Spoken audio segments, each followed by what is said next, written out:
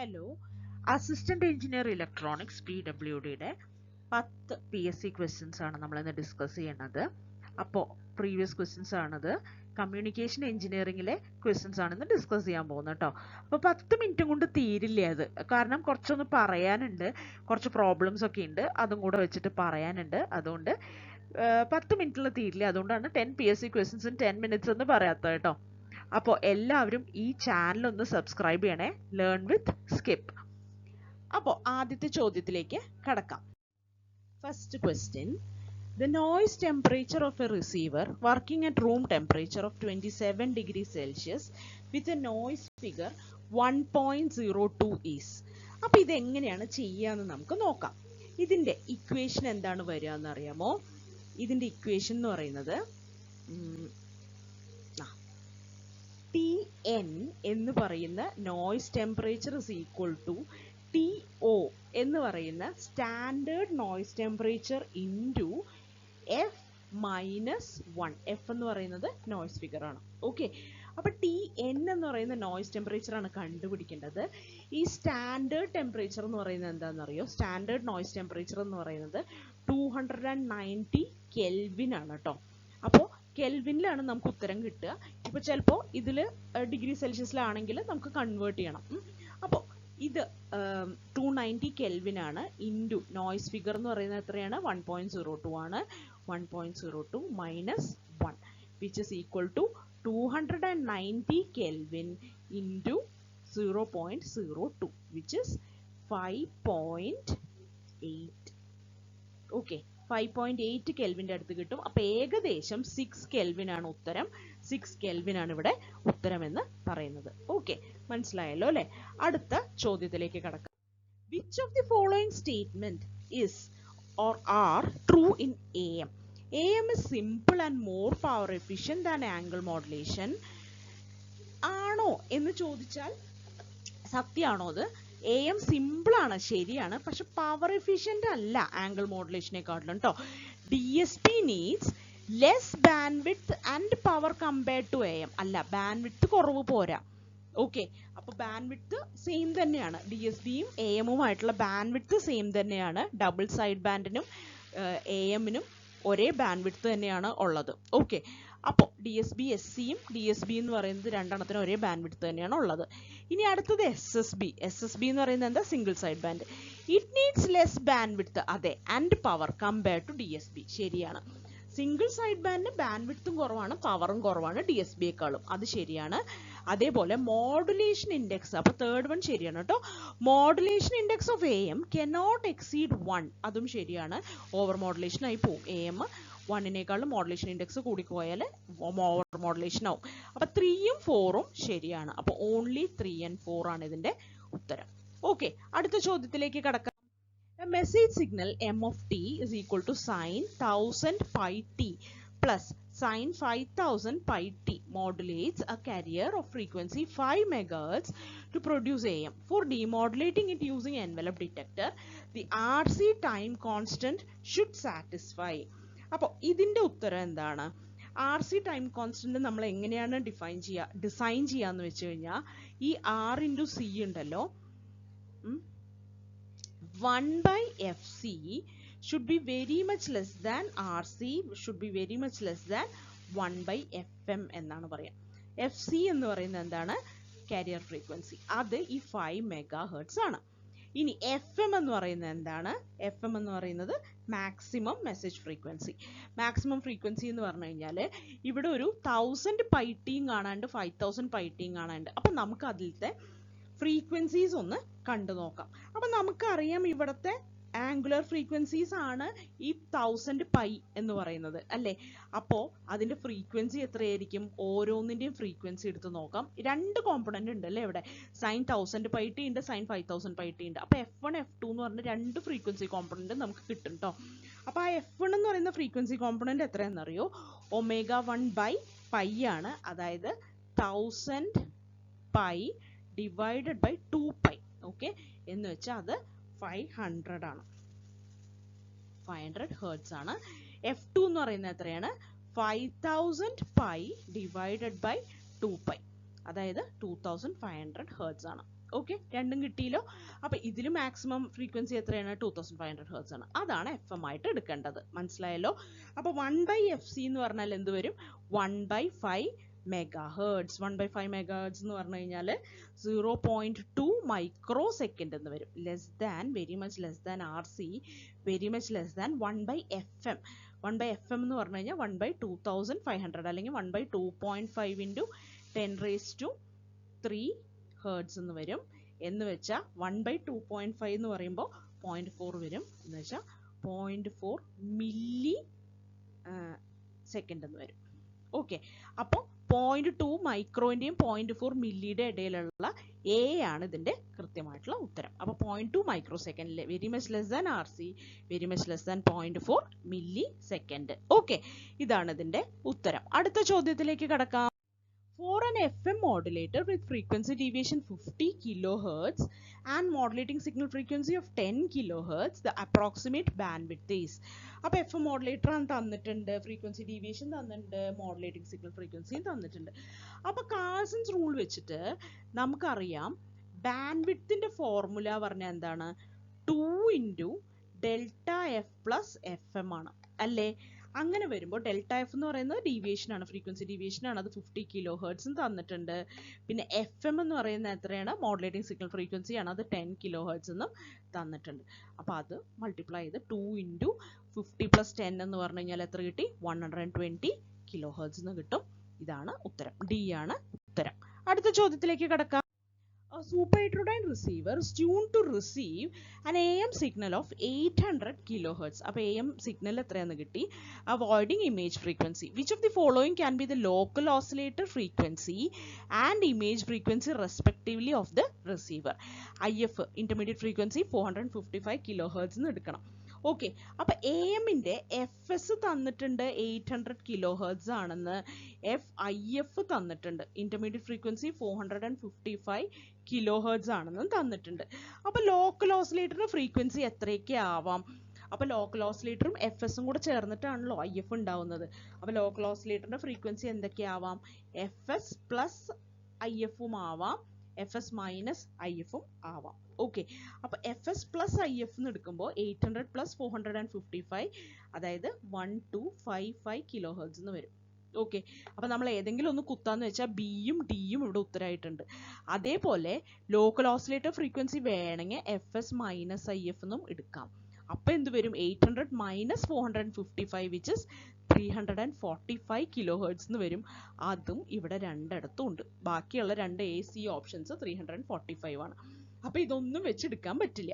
അപ്പം നമ്മൾ എന്തായാലും ഇമേജ് ഫ്രീക്വൻസി കണ്ടുപിടിക്കുക തന്നെ വേണം. അപ്പോൾ ഇമേജ് ഫ്രീക്വൻസിയുടെ ഫോർമുല എന്താ? F of image frequency is equal to F of S plus 2IF if local oscillator frequency is greater than FS.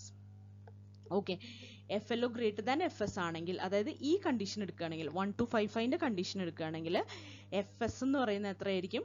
800 kHz ഉം FLO ലോക്കൽ ഓസിലേറ്റർ ഫ്രീക്വൻസി 1255 ആണ്. അപ്പോൾ FLO greater than FS ആയി. അപ്പോൾ എന്ത് കിട്ടും നമുക്ക്? FS plus 800 kHz plus 2 × 455. Okay, അപ്പോൾ 800 + 910 എന്ന് കിട്ടും, അതായത് 1710. അപ്പോൾ അങ്ങനെ ഒരു ഓപ്ഷൻ നമുക്ക് ഇവിടെ ബിയിൽ കാണുന്നുണ്ട്. അപ്പോൾ നമുക്ക് അതങ്ങനെ ചെയ്യാം.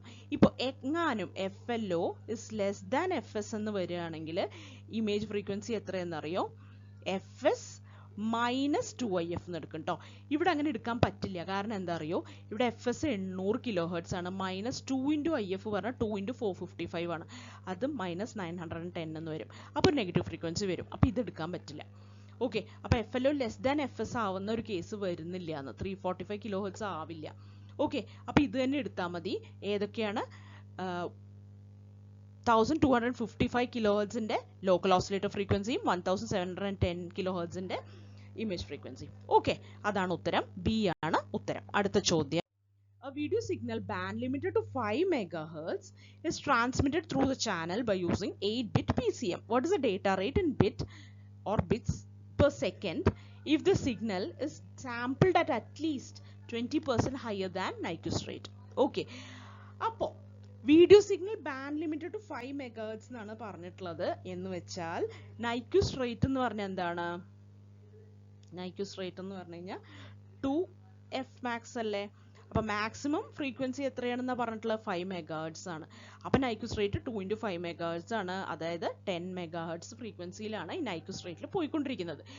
പക്ഷേ ഇവിടെ എന്താ പറയുന്നത്, അറ്റ്ലീസ്റ്റ് 20% മോറിലാണ് ഇത് ഡാറ്റ റേറ്റ് പോയിക്കൊണ്ടിരിക്കുന്നത് എന്നാണ് പറയുന്നത്. സിഗ്നൽ സാമ്പിൾ ചെയ്യുന്നത് അറ്റ്ലീസ്റ്റ് 20% ഹയറിലാണ് എന്ന് വെച്ച് കഴിഞ്ഞാൽ ഇപ്പൊ ശരിക്കും സിഗ്നൽ എത്രയിലാണ് ഇത് ചെയ്തിട്ടുള്ളത് നോക്കിയേ. അപ്പോൾ സിഗ്നൽ എഫ് എസ് എന്ന് പറയുന്നത് F of Nyquist rate into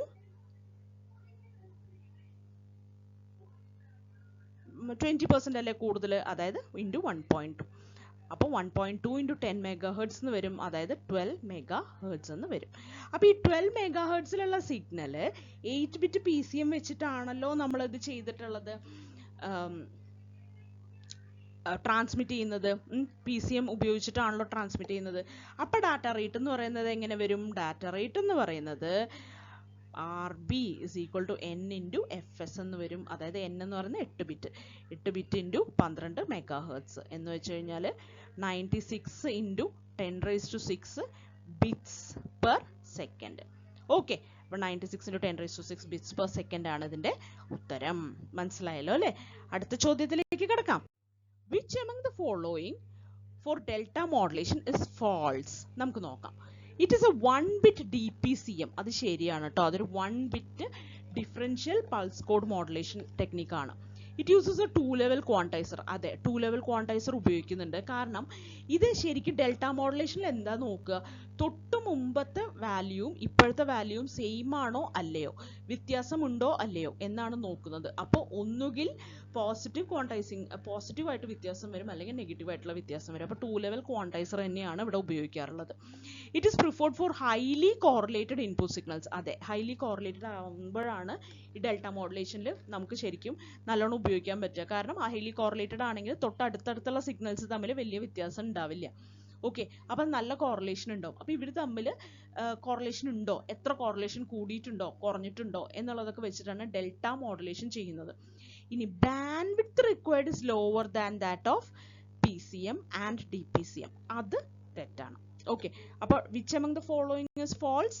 This is false. Fourth one is false. Only 4 ആണ് ഇവിടെ ഉത്തരമായിട്ട് വരുന്നത്. 7ാമത്തെ ചോദ്യം കേട്ടോ. അടുത്ത ചോദ്യത്തിലേക്ക് കിടക്കാം. Which is not the property of Manchester code? Manchester കോഡിന്റെ പ്രോപ്പർട്ടി അല്ലാത്തത് ഏതാണ്? It is a self clocking code. അത് സെൽഫ് ക്ലോക്കിംഗ് ആണ് കേട്ടോ. It avoids channel inversion problem. Channel inversion problem avoid ചെയ്യാനൊന്നും ഇതിന് പറ്റില്ല. ഓക്കെ, ചാനൽ ഇൻവേർട്ട് ആവുക എന്ന് പറഞ്ഞു കഴിഞ്ഞാൽ എന്താണ്, അതായത് 0 ചാനൽ കൂടെ കൊടുക്കുമ്പോൾ 1 ആയിട്ട് കിട്ടുക, അത് അവോയ്ഡ് ചെയ്യാൻ ഇതിന് പറ്റില്ല. It avoids static data problem. Static data problem avoid ചെയ്യുന്നുണ്ട്. It has 0 DC content. അതും ശരിയാണ്. ഓക്കെ, അപ്പം മാഞ്ചസ്റ്റർ കോഡിന്റെ അല്ലാത്ത പ്രോപ്പർട്ടി അല്ലാത്തത് ഏതാണ്? It avoids channel inversion problem എന്നുള്ളതാണ് അതിന്റെ പ്രോപ്പർട്ടി അല്ലാത്തത് കേട്ടോ. അടുത്ത ചോദ്യത്തിലേക്ക്. Identify the digital signal modulation scheme with the following signal constellation. അപ്പോൾ ഈ കോൺസ്റ്റലേഷൻ ഡയഗ്രാം വെച്ചിട്ട് ഏത് മോഡുലേഷൻ ആണെന്ന് മനസ്സിലായി കാണുമല്ലോ അല്ലേ? ഇതേതാണ്? ഇവിടെ നമുക്ക് മനസ്സിലാവുന്നുണ്ട് റീജിയൻ Z1 ഉണ്ട്, റീജിയൻ Z2 ഉണ്ട്, ഒരു ഡിസിഷൻ ബൗണ്ടറി വന്നിട്ടുണ്ട്.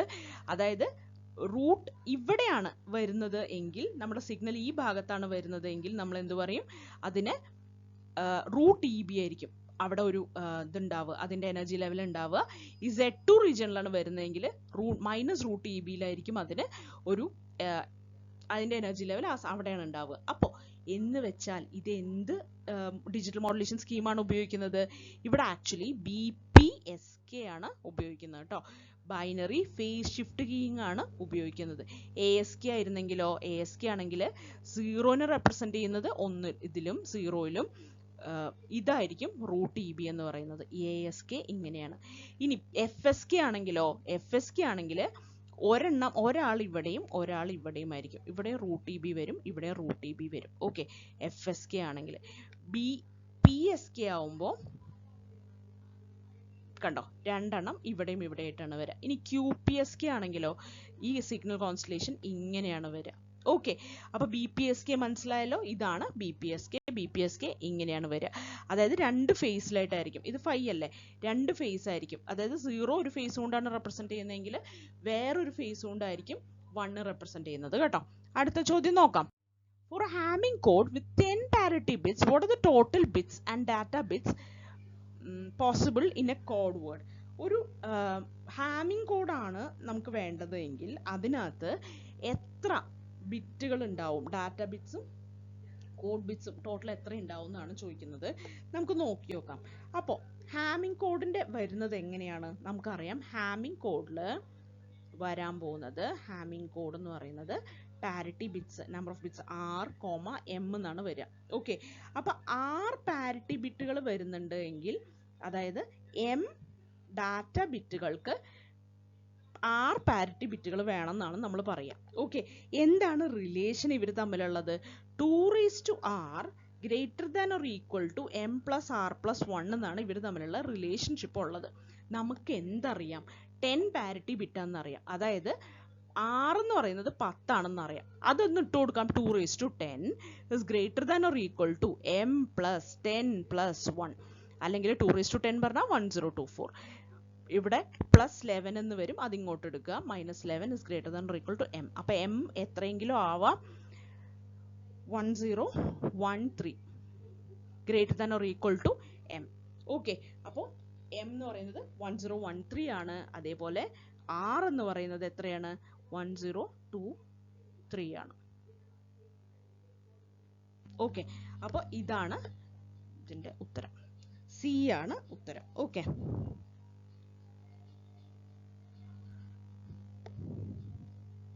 (1023,1013) അതാണ് ഇതിന്റെ ഉത്തരം. അപ്പോൾ what are the total bits and data bits possible in A code word എന്ന് പറയുന്നത് 1023 ആൻഡ് 1013. ഓക്കെ, മനസ്സിലായല്ലോ അല്ലെ? 1024 വരാത്തത് എന്തുകൊണ്ടാണ്? ഇവിടെ ഇത് greater than or equal to ആവണമെന്നേ പറഞ്ഞിട്ടുള്ളൂ. M എന്ന് പറയുന്നത് ഇതിനേക്കാൾ, അതായത് ഈ 2:R എന്ന് പറയുന്നത് greater than or equal to എങ്കിലും ആവണമെന്നേ പറഞ്ഞിട്ടുള്ളൂ. അപ്പോൾ 1023 ആവാം. ഓക്കെ, അപ്പോൾ 1023,1013 ആണ് അതിന്റെ ഉത്തരം. അപ്പോൾ ഇത്രയൊക്കെയാണ്, ഇങ്ങനെയൊക്കെയാണ് ആ കമ്മ്യൂണിക്കേഷന്റെ ഭാഗത്ത് വന്ന ക്വസ്റ്റ്യൻസ് നമ്മൾ ചെയ്യാട്ടോ. അപ്പോൾ അടുത്ത ദിവസം അടുത്തൊരു പോർഷൻ സോൾവ് ചെയ്തിട്ട് നമുക്ക് കാണാം കേട്ടോ. Thank you. എന്തെങ്കിലും ഡൗട്ടുകൾ ഉണ്ടെങ്കിൽ നിങ്ങൾക്ക് ചോദിക്കാമേ. Thank you.